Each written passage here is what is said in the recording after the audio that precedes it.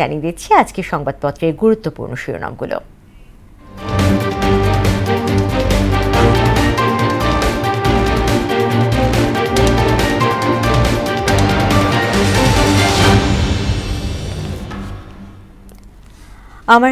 আমার হাতে প্রথম রয়েছে প্রথম আলো পত্রিকাটি। তারা শিরোনাম করেছেন, সংস্কার প্রশ্নে দলগুলোর ঐকমত্য নিয়ে সংশয়, এনবিআরে আন্দোলন প্রত্যাহার, কঠোর অবস্থানে সরকার।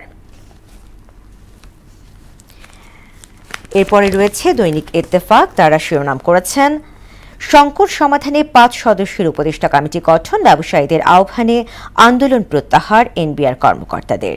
উপদেষ্টা পরিষদের বৈঠক, ফৌজদারি কার্যবিধি সংশোধন, প্রাথমিক তদন্তে রেহাই পাবেন ভুয়া মামলার আসামিরা।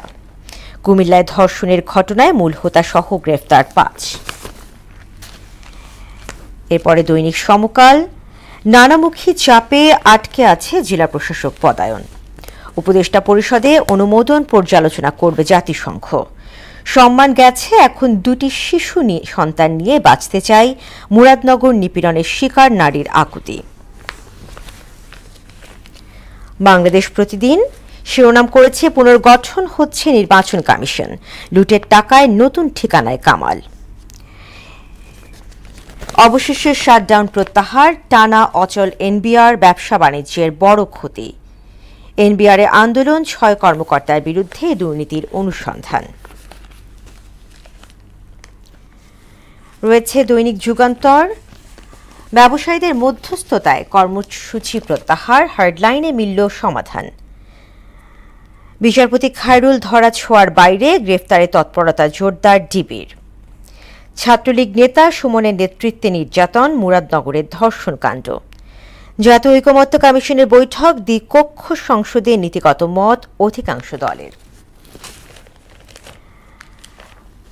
বণিক বার্তা, ব্যবসায়ীদের সঙ্গে অর্থ উপদেষ্টার বৈঠক, সরকারের কঠোর অবস্থানে অবশেষে এনবিআরের আন্দোলন প্রত্যাহার।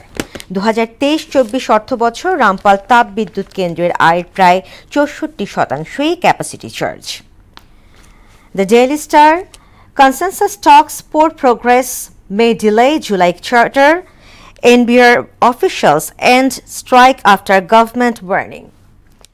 দর্শক, এই ছিল সংবাদপত্রের গুরুত্বপূর্ণ শিরোনামগুলো।